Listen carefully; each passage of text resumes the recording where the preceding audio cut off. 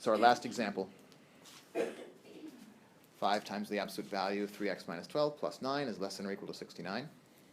The two big differences between that and our previous example are, first of all, we have a less than or equal to sign instead of a greater than sign, so our inequality is facing the other way. And also that this time there's some algebra happening outside the absolute value signs. So what should we do to begin the process of solving this that we didn't have to do before? Right, so we need to worry about the algebra on the outside of the absolute value first, using the reverse order of operations principle. So we would start. Reversing the order of operations means thinking about adding and subtracting first, so we would go straight to subtracting 9. And this time, unlike when we tried to add 12 in our previous time that we were trying to do arithmetic, this time the 9 I'm subtracting and the plus 9 that it's trying to cancel do actually get together, because there's not a grouping symbol, there's not absolute values or parentheses preventing them from doing so. So that gives us a real path forward. 5 times the absolute value of 3x minus 12 is less than or equal to 60. Then what? Then divide by 5. Right, because again, that 5 is outside the grouping symbols, outside the absolute value, so we better get rid of it before we try to attack the absolute values themselves. And at that stage, all the arithmetic outside the absolute value is done. I get a 12 over here on the right-hand side. Now what? Well, so now we're in the same situation where if I tried to add 12, that plus 12 and the minus 12 inside the absolute value would be prevented from getting together because of the absolute value signs that separate them. So we're not ready to add 12 until we can make those absolute value signs go away. So now is the time. When one side of your equation is nothing more than an absolute value with some stuff in it, that's the time to split. Now is the time where we have to split. Otherwise, we have no path forward. Because no other arithmetic that we do to both sides is going to be able to touch the quantity inside, trapped inside the absolute value. So now we have to split. And when we split,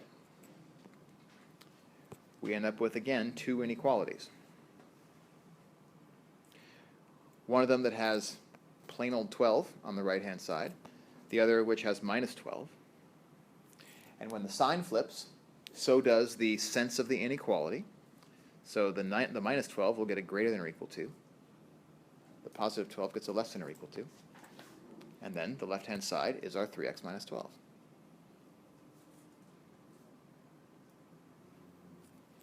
And the only thing missing from this is the conjunction, which makes it a compound inequality.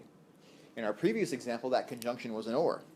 But in this example, because we were constraining the absolute value of the distance from 0 using an upper bound instead of a lower bound, this time we end up with an and.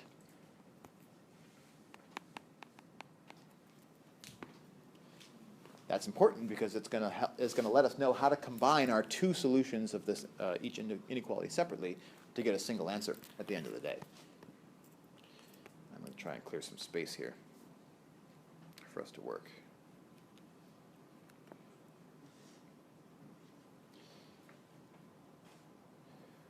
But now we're sort of on familiar turf. Now we just have a plain old compound inequality to solve. How do we do it? Now we can, right, so now we can add 12 to everything. Because now those 12s will get together and cancel the way that we wanted them to.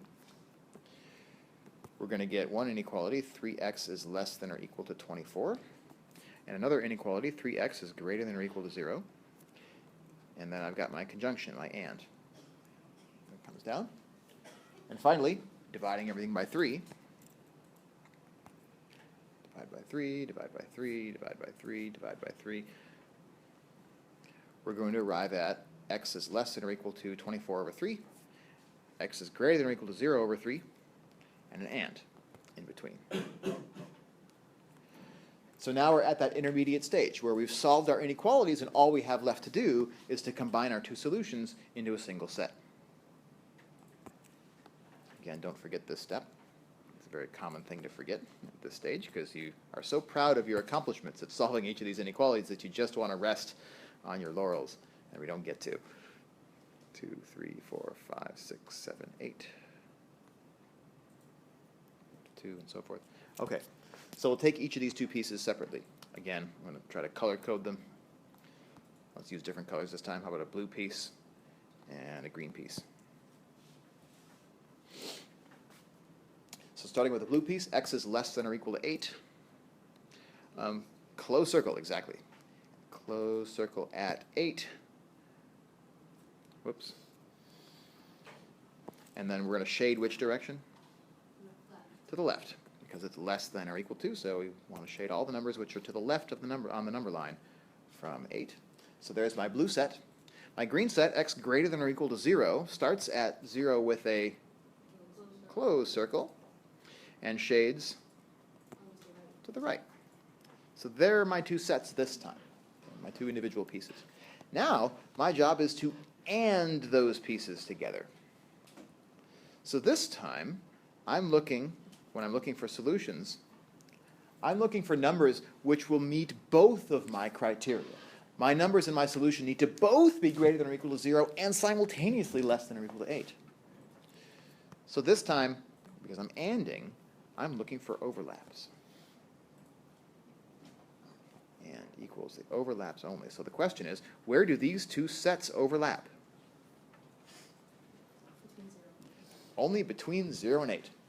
Because if I go to the left of 0, -1, for example, belongs to the blue set, but it does not belong to the green set, and so we don't want it in our conjunction, in our ANDing of these two sets together.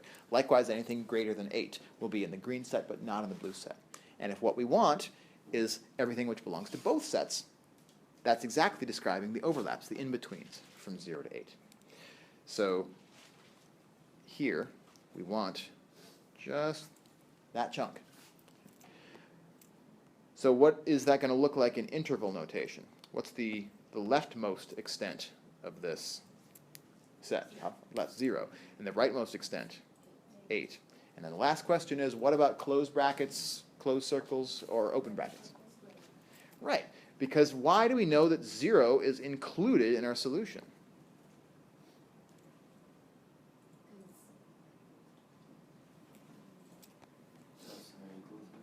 Because less than or equal to. Because 0 is greater than or equal to 0, and it's also less than or equal to 8, so 0 belongs to both sets.